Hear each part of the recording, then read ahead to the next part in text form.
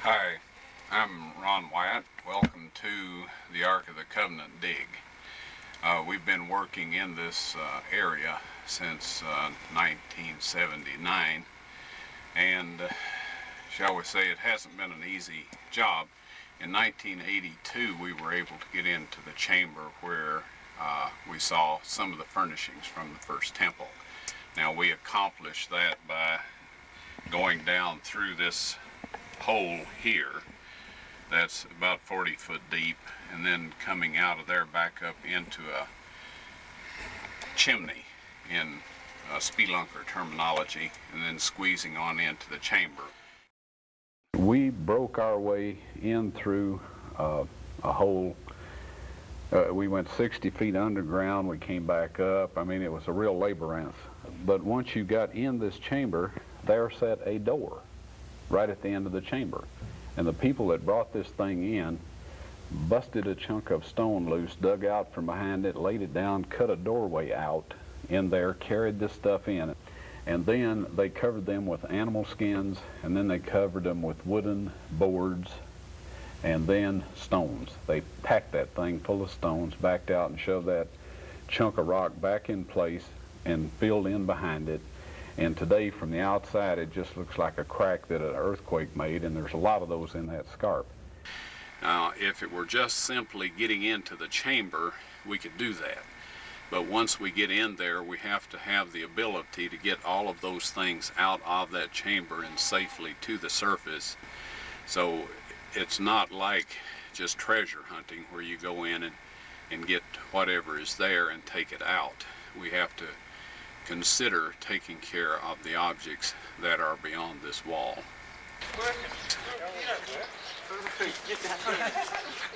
And we're bringing the radar scanning equipment out of the hotel here.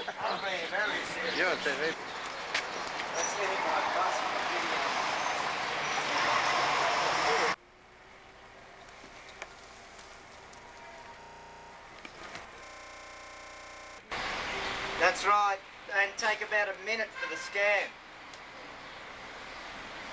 All right. Tell them to start.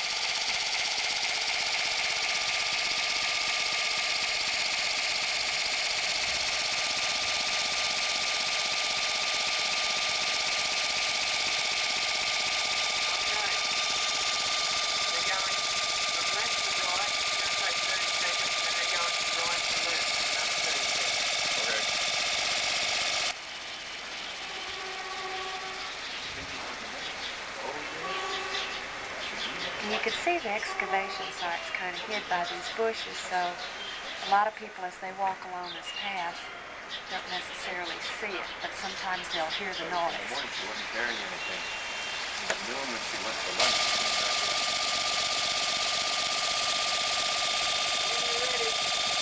Now I think these must be cracks in the rocks. These little white lines going through there must be cracks or something. From here to here, the transducer is stationary, because it's all the same all the way down.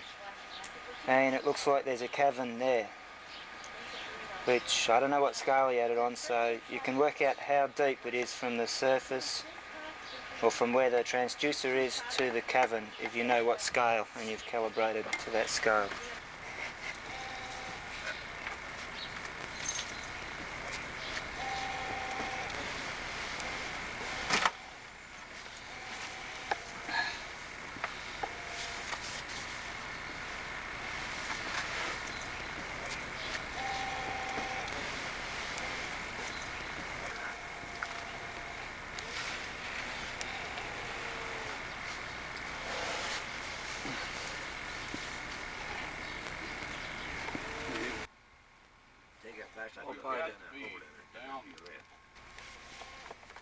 what, 40 feet down? Roughly, yeah. 44 feet down? Old wall we found. Old digging down.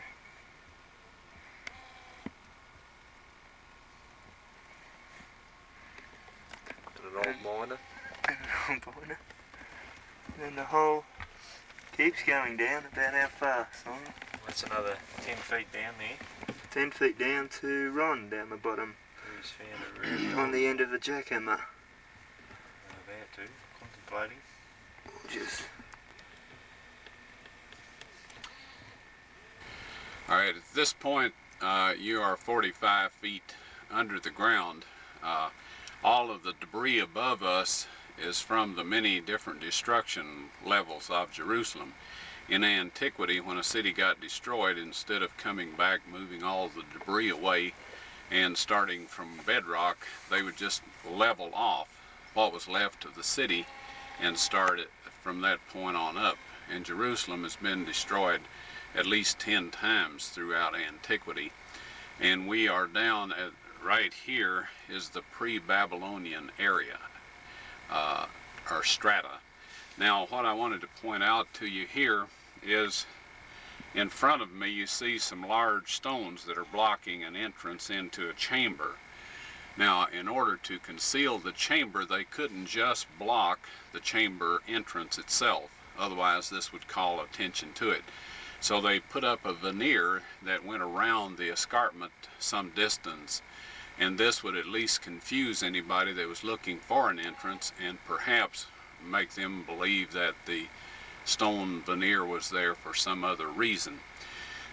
Now, in this particular quarry and in many others from antiquity, they would cut the stone back until they came to chambers, or where the water had eroded and dissolved the stone away. This type material was unusable for their purposes in cutting out good strong blocks of stone for building purposes.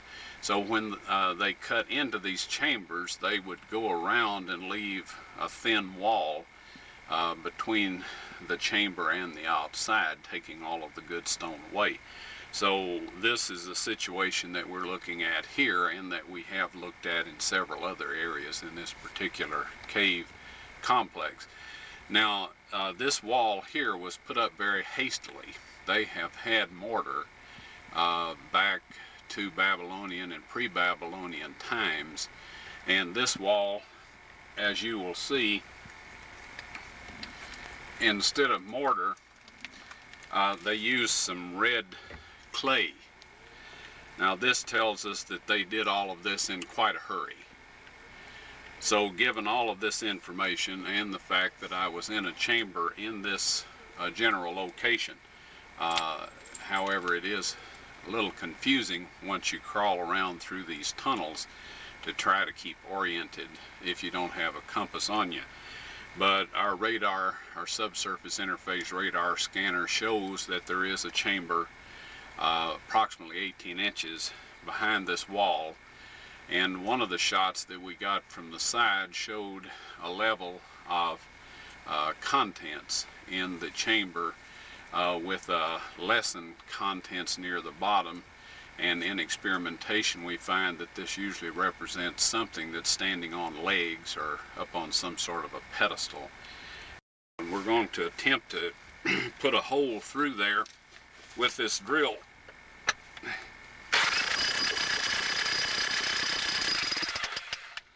Alright, now as we're down here with a lot of debris over us, quite enough to bury us, and some future archaeologist, if time lasts long enough, would find our remains, that is too much vibration down in this area and would trigger earth slides, which we have experienced several of. So You can see, Yeah. this is teensy. You think that's okay? This is frightening. Holding all right. Someone's got to add one on top side there. It's like you said, the only thing really holding this. Take a good look. This just caved in a little bit earlier, and that's why they had to put these boards up. Behind, I don't know if you can see, is nothing. There's the air hose. There's Frank laying the drill down. And I am going to very carefully try to scoot down a little at a time. You can see it's straight down. There's Frank with a bucket of rocks.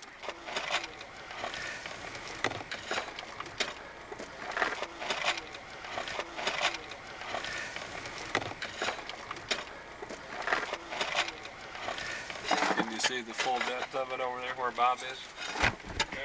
Pretty far down in there. There's About another Bob. 4 feet. What is he doing down there, Frank? He's cleaning off, we hope, right to his right-hand side. The face of the cliff goes straight down, and we're hoping that that will be the chamber to the right if we can find our way into it through solid rock right there. You can't see it too well from where you're at, but it's been plain straight down.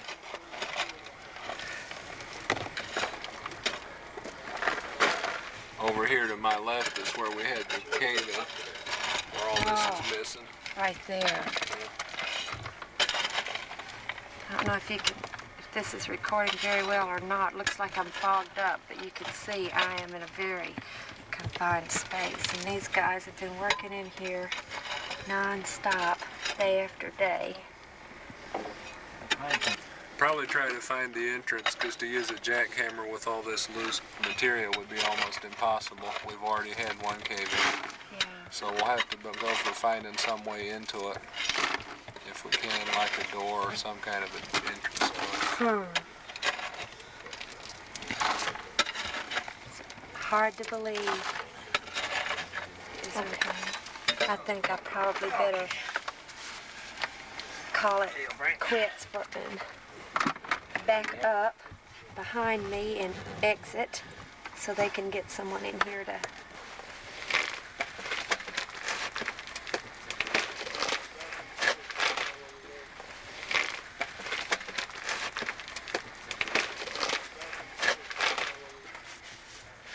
Okay. Did you see the wall and all that?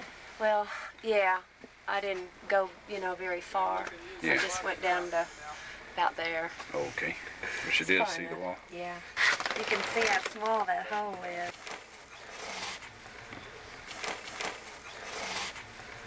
I don't know how they got in there. I could hardly get in there. Oh. There's the air hose, which doubles as the communications line. Show you this whole chamber. At times there would be, how many men in here, Dale, at one time? 7, 8? 7 or 8. And I'm looking straight up now. Uh-oh, I hear... Bucket coming up! Oh, bucket. Yeah, now this is what they do. They haul the buckets up, and then You got my thumb they in put there. them, Okay, go ahead. Dale puts them on, Oh. and Ed up there is hoisting it up through the hole. And then Simon's grabbing it and handing it to Nathan. And Nathan's giving it to Mark, who's hauling it off to the dump. Pull. Dale, you got any buckets empty out there? Yep. One down below? It is straight down. Ron says about 40 foot down here. See, we're just standing on, we're in a hole. We're standing on boards that have been laid across to the ledges. Oh. Coming down? All right. That's how the buckets come down. It's it. Is that it? It's it. I missed that, but they just toss them down the hole. First time in 10 months. Well done. That's a pretty cool one. Knock that one over. We're going to follow Mark over to the bus station. See, what they have to do is every time they get buckets of dirt or rock out of there. They have to walk along this path. Now we're heading towards the bus station, where this morning they got tear gassed twice. And Ron was over here dumping rock at the time and got it full force.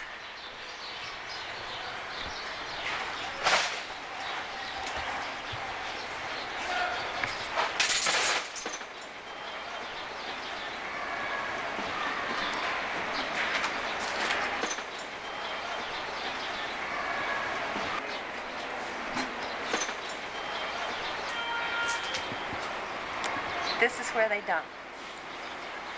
You can see it's quite full.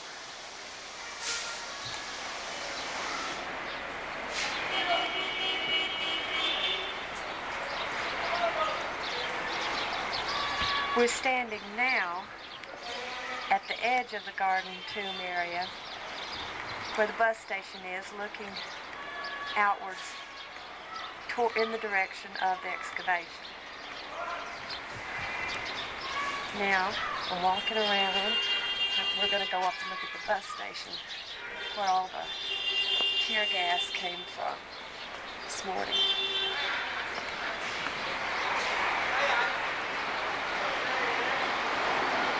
There it is. I'll get over here in a better position. If I fall, it is straight down.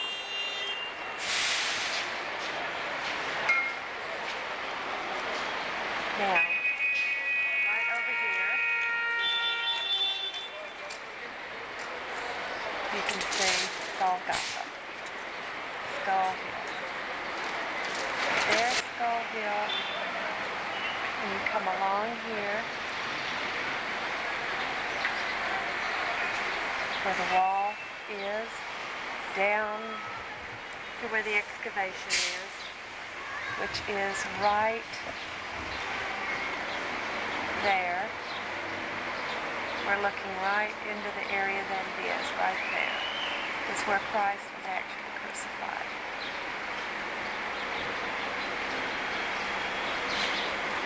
And then right around the corner is his tomb. Jerusalem is situated on two mountains, Mount Zion on the west and Mount Moriah on the east. Moriah extends from the Temple Mount on the south end and continues beyond the city wall to the north. In ancient times, a dry moat was cut through this mountain to prevent invading armies from easily entering the city from the north. The northern part of the mountain, located outside of the city, was then used at some point in time as a quarry, and where the mountain was cut away is very visible.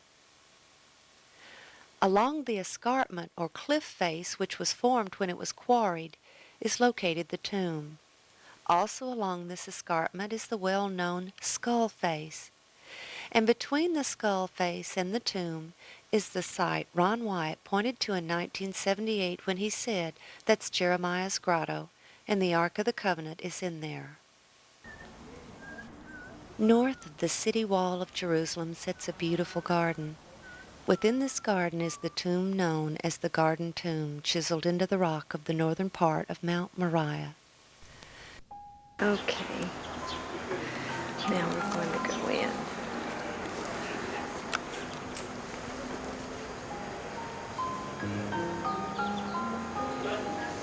Here we can see inside of the tomb.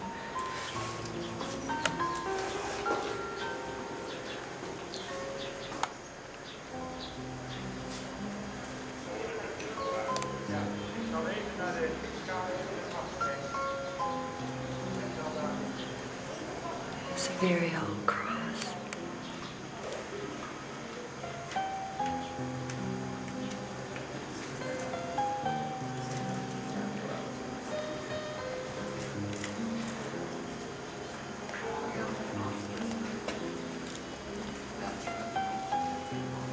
This one is just as it was originally carved out. This is a very small area. I don't know if someone was to be buried there or not. But here we can see that right back here it was dug out more presumably because Christ was taller to accommodate him.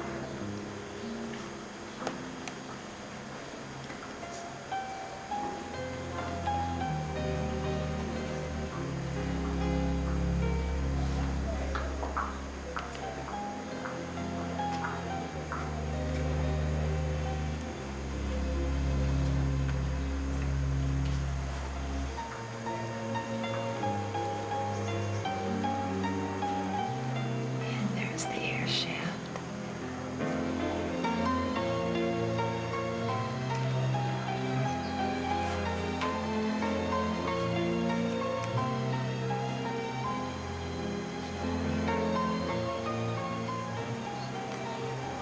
It was out this door that Christ walked.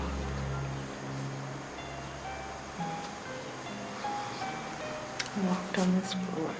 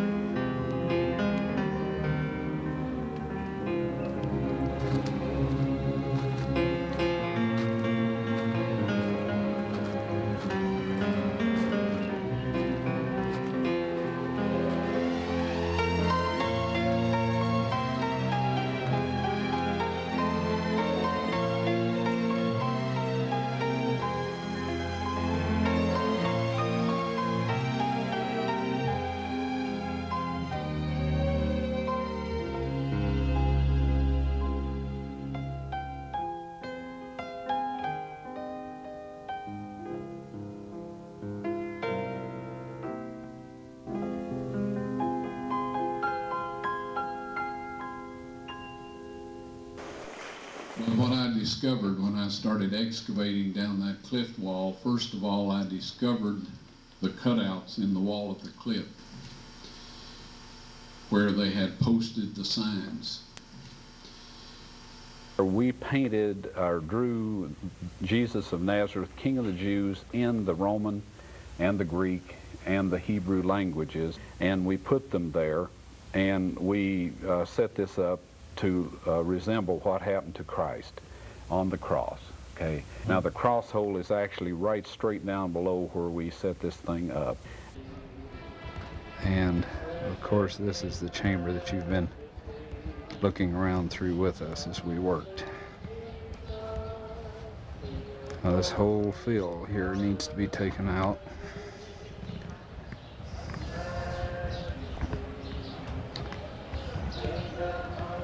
Here we have niches. These are where the titles of the criminals that were crucified were placed, the name and what they were accused of. This is one right here, and then there's one right up there, and then of course there's one right under that rubble right there that we have filmed before. All of that needs to come out, and right back directly behind and under all of that rubble is a cross hole right directly below the center line of these niches. And then out from that is a first century Christian church, and the massive 13-foot 2-inch stone that sealed the sepulcher that Christ was buried in is affixed into the wall of that first century church that's buried on this site. And this then is the Calvary Scarp, or escarpment, the place outside the city on the north side where most of the traffic passed through that criminals were executed.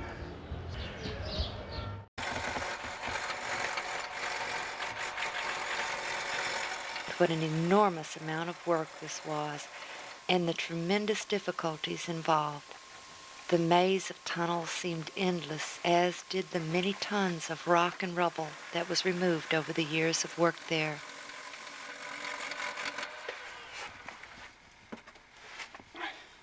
He didn't confine his search for the tunnel to the cave system. He believed for various reasons that it most likely had its beginning in Zedekiah's cave, the huge ancient quarry underneath the old city, carved out of the southern portion of Mount Moriah. He found a tunnel entrance sealed with blocks which appeared to be heading in the correct direction. Now there's two things that are immediately apparent. One is from the color of that rock. This is the old water channel. Also that you're looking at almost a 6-foot hole there that's been plugged with those rocks. And it's aimed exactly in the direction that our excavation across the street is located in. Now here's another thing that wasn't noticed. This rock right immediately to your left is part of a wall. This right here. See that stone, that stone, that stone, another stone below it. So this was double sealed.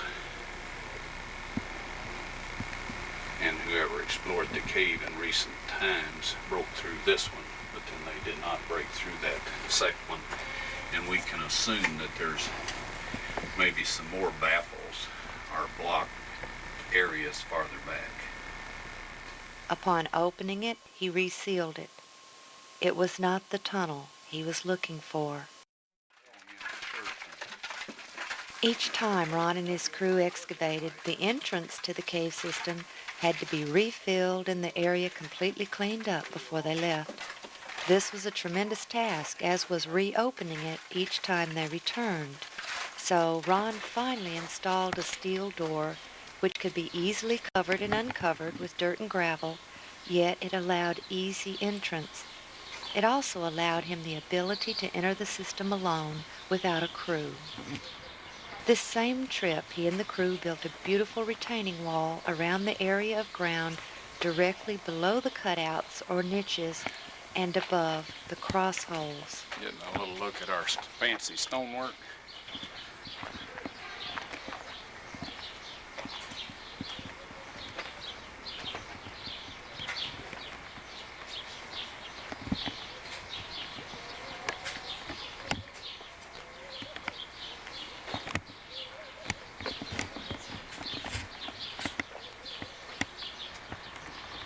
Ron continued to persist and spent every spare moment and every spare dime in his search for the tunnel. Perhaps it was inevitable that the day would come when he became discouraged. Someone uninvited showed up when he arrived to resume work there. In the following, as Ron relates what happened next, the camera battery died unexpectedly, which is why it is edited. And when I arrived at the Jerusalem Hotel, sitting on the front stoop was this medical doctor who said, "Ron, I'm here to help you." Well, bless his heart, he hadn't asked my permission or anything, said nothing, he just popped up. Well, that makes me rather unlikely to give him the combination to the vault, if you know what I mean. And so, anyway, I was convinced that one of my dumb mistakes had been too many, and that God couldn't use me anymore. So he'd sent this fellow there so I couldn't work on the Ark of the Covenant. And he would have had to share my experiences in order to know what a crushing blow that was. See, I know I'm unworthy. And I thought, okay, finally you messed up and you're out of it. I said a little prayer. I said, Lord, I'm sorry. If there's anything I can help, whoever you want to finish the job, just let me know and I'll do what I can. Well, I couldn't work on the Ark of the Covenant with that guy around, so we volunteered to clean the garden tomb. In the back part of it, there was about 100 years worth of garbage and one thing and another that had just been thrown back there over the years.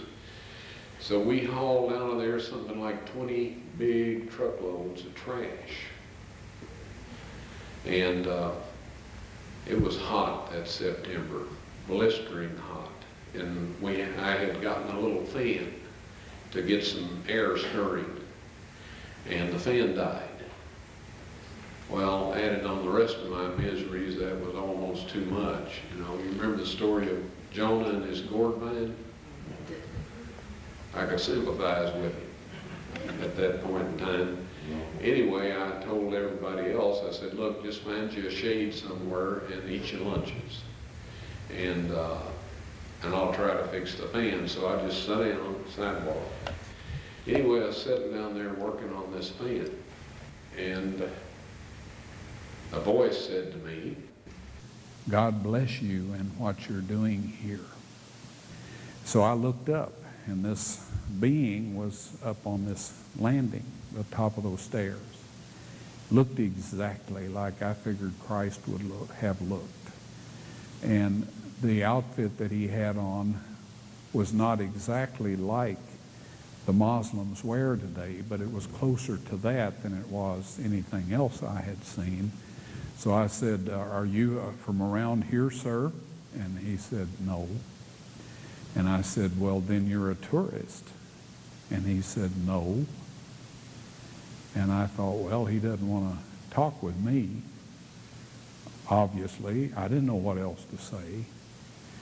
And then he said, I'm on my way from South Africa to the New Jerusalem. well, that certainly eliminated a whole lot of possibilities there. Immediately that proved that he was a heavenly being. And I just sat there, didn't say anything, and he looked at, just continued to look at me. He said, God bless you.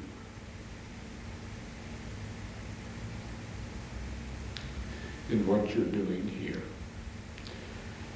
He was at the top of those stairs. And he walked right back that little short sidewalk, took a right at that big pine tree, and headed for the front gate. Well, this doctor of all people was the only one in earshot.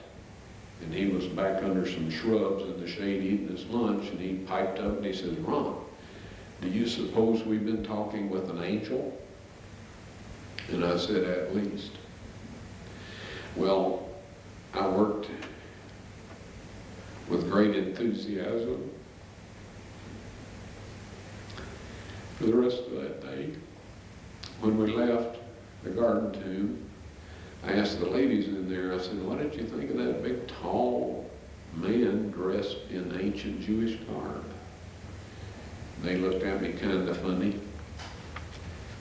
And they said, there's been nobody in here like that today. And then one of them said, well, Mr. Wyatt, there's never been anybody in here like that. So somewhere between where he turned right past that pine tree and before he got to the office, he went on to the New Jerusalem.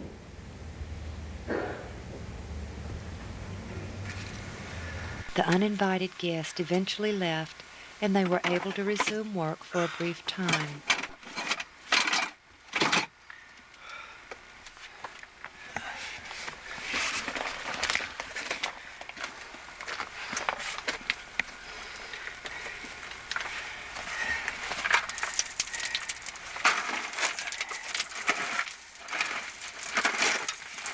At this time, Ron made the following discovery.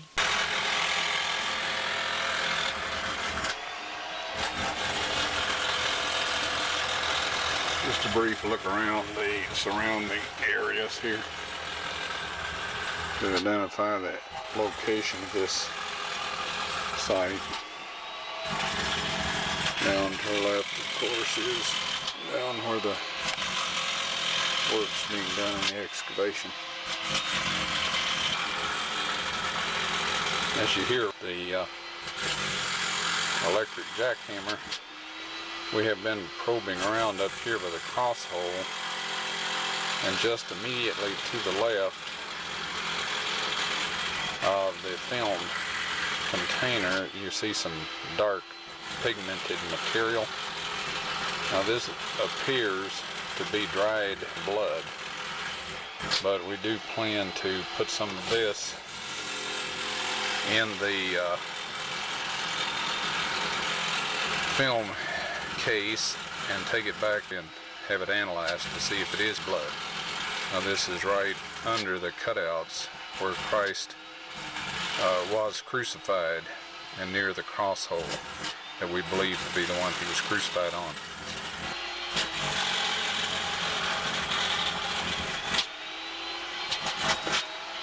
There, right at the very tip of the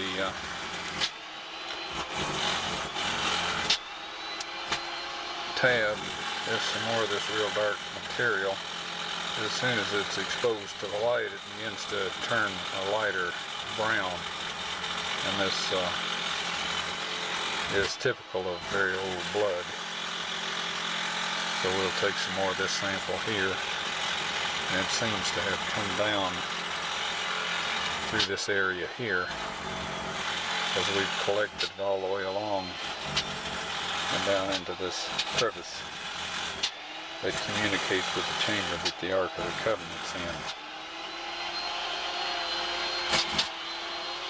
It comes right down through here and down this way and around through a crack right in here and down through this area.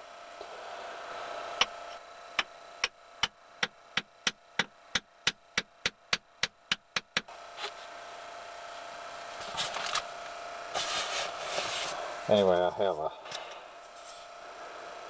several samples of it that I have taken. For many years, the specimen sat untouched. Then, in 1996, when Ron was in Great Britain, Richard and Elizabeth Reeves and their sons came to Nashville to our home. Richard had a new, unique, and very powerful microscope he wanted to show us. Leviticus 17:14 informs us that the life of all flesh is the blood thereof.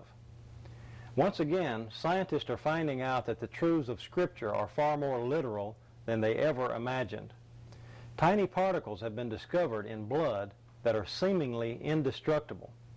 These tiny particles are less than 1/10 of a micron in size, and while they cannot be seen using standard medical microscopes, new methods of microscopy have been developed which makes it possible to see them in their living state. The French scientist Gaston Naessens designed special microscope components that would allow him to see these particles, which he entitled somatids, meaning the body that creates.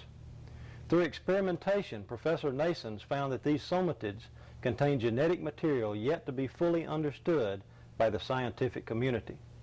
They are polymorphic in nature, growing from stage to stage, and are unaffected by high temperatures, extremely toxic chemicals, or even nuclear radiation. Professor Naessens believes these somatids to be subcellular, living, and reproducing entities, the precursor of DNA, and that they may be the building blocks of life. About 6 years ago, I learned about these particles as a result of some research that I was conducting, which was totally non-related to archaeology. At that time, I was using a standard medical microscope, and while I could not see these particles, I knew they had to be there. I began to develop my own microscope patterned after the design of Professor Naessens. What you see behind me is that microscope in its latest stage of development. The microscope employs an extremely bright xenon or mercury light source, which can be combined with tungsten light. The light is directed across the microscopic specimen rather than on or through it in what is known as a dark field configuration. The light reflecting off the object is transmitted through the microscope and is magnified over 1,000 times. The image is then captured by a sensitive CCD camera and transmitted to a monitor for viewing at screen magnifications of up to 30,000x. Under these conditions, the tiny living particles can plainly be seen against a dark background. In 1996, my family and I made a trip to Nashville to visit the Wyatts. I brought along the microscope, which at that time was somewhat portable in its early stage of development. and set it up in the basement of the Wyatt's house. One evening, Mary Nell Wyatt asked me to take a look at some material from a burial cave to see if these tiny particles were present. Without my knowledge, one of the samples was actually the blood sample that Ron had taken from the Ark of the Covenant dig. The sample was placed under the microscope, and as the specimen began to come into focus, thousands of tiny particles, somatids if you will, became plainly visible. At that time, Mary Nell, who was standing behind me, began to weep. As I turned around and saw the expression on her face, I realized immediately that the sample we were looking at was actually the sample that Ron had found to be the blood of Christ. Okay, Mary Nell's going to take the sample and mix it with sterile water.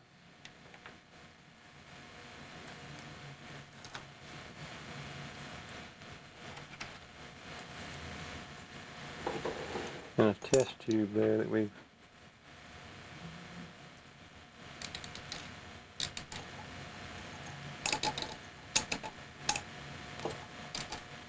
that'll be enough. Okay.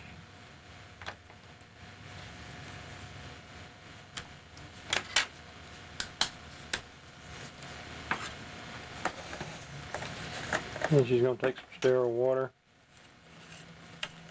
and a little bit, just some drops, all we need, Mary Nell.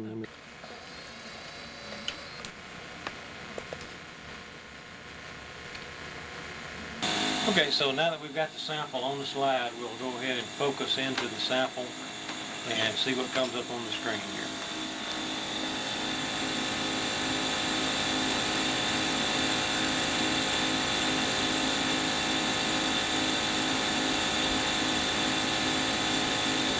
And there they are, thousands of living particles, less than a quarter of a micron in size. The spores are maybe a half micron, and but most of those little particles that you're looking at is 17,000 X, magnified on the screen 17,000 times. You know, in the Bible it tells us that the life is in the blood, and there's little living particles that most people are unaware that are there.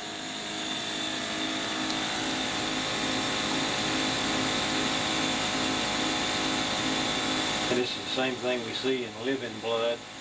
The scientist in Canada says that these things never die. The blood may dry up, but these things, he says, they're indestructible, and he says they are the basis of life.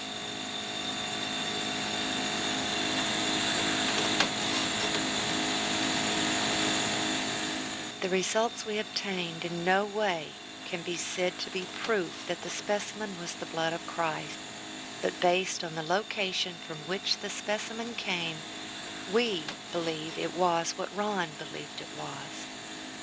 Years earlier, Ron had taken a blood specimen from the lid of the case which contained the Ark of the Covenant. The blood of Christ is only dried out, folks. It's not dead. When we rehydrated it with normal saline, 72 hours of body temperature with slight, very gentle swirling, and put the white blood cells in a growth medium, 48 hours later, we did a chromosome count. I didn't. This was in Israel. It has 24 chromosomes only. All of us here have 46. Unless, you know, there's a couple of genetic anomalies that make that different. But Christ received 23 from his mother and 1 Y, sex determining factor, from his father, who was not a human father. Because had he received that from a human father, it would have been accompanied by 22 autosomes. Now what this basically means is that his height, his eye color, his hair color, and all of this was supplied from the genes of his mother's gene pool. However, Mary and Joseph both descended from David, but none of us have 24 chromosomes. Well, they knew. They told me before I asked them when I asked them to perform this investigation, that dried blood, you can't get a chromosome count on it because the white blood cells have to be alive and well in order to do that. You can get DNA, you can get some other things, but you can't have a chromosome count. So this blood is unique, and it is Christ's blood. And that's With no explanations from Ron, the excavation suddenly came to a stop. On a later trip to Jerusalem, Ron entered the cave system alone through the middle door, and for the first time in quite a while he re-entered the chamber with the Ark of the Covenant. To his utter surprise and disbelief, he found the chamber had been completely cleaned out and all the items from the temple were set up. No longer was the Ark in the stone case. The chamber where I found the Ark of the Covenant has since been perfectly cleaned out. And the Ark of the Covenant, the table of showbread, the candlestick, the golden altar of incense, they're all set out as they were in the earthly temple, except that the Ark of the Covenant is setting against the 12-foot long and 18-foot wide or high wall. He found the original tunnel was also cleaned out, and he followed it to discover that it did indeed open into Zedekiah's cave. It was not the tunnel he and his crew had opened earlier. In the following years, Ron entered the chamber with the Ark a number of times. Yes, the tables of stone were found in the Ark of the Covenant. I removed them with the assistance of 4 angels who lifted the mercy seat, which I would estimate weighs about 900 pounds of solid gold. And one of these angels told me to take the tables of stone out of there. He said God wants everyone to see those. And so I took them out, backed up, stood there, frozen in place, and I just can't describe my physical state or mental state or anything else. If I didn't have some physical evidence to prove it happened, I think I had a dream or something.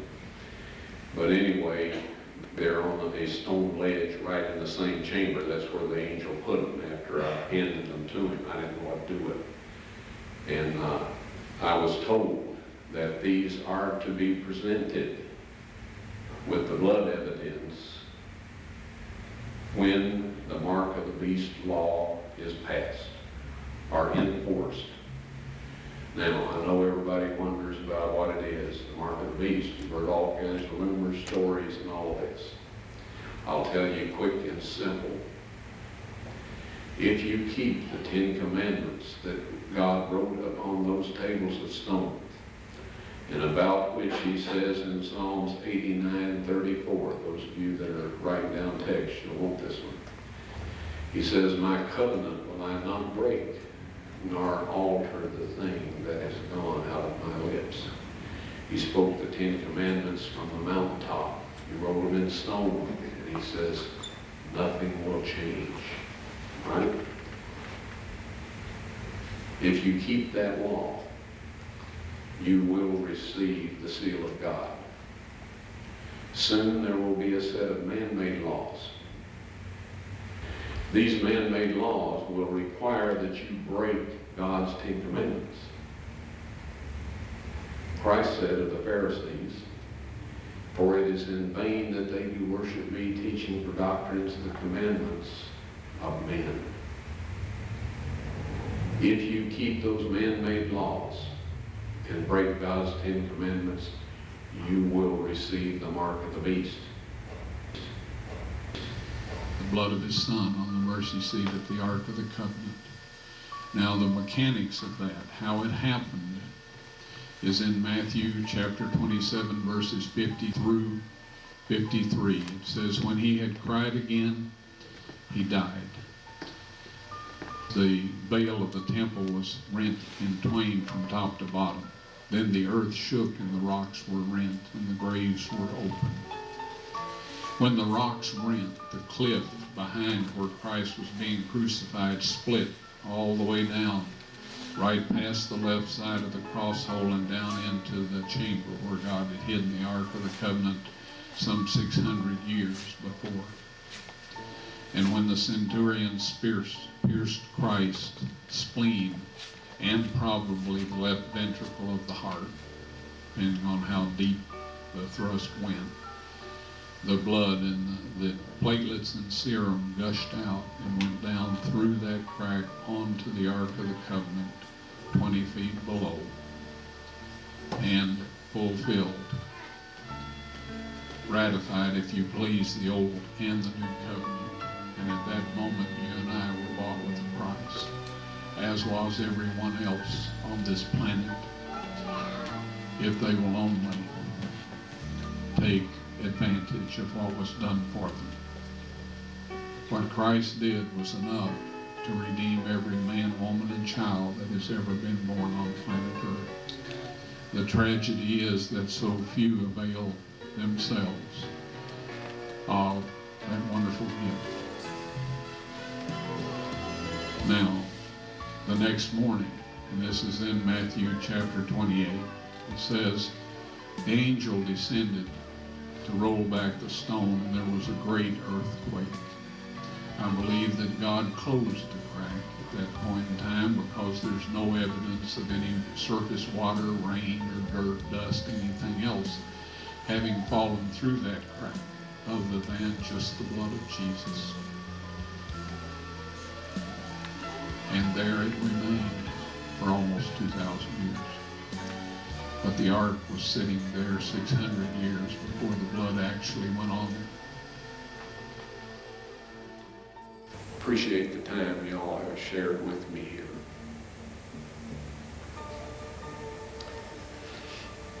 When I get to heaven, I'm going to look around, and I want to see every one of you there.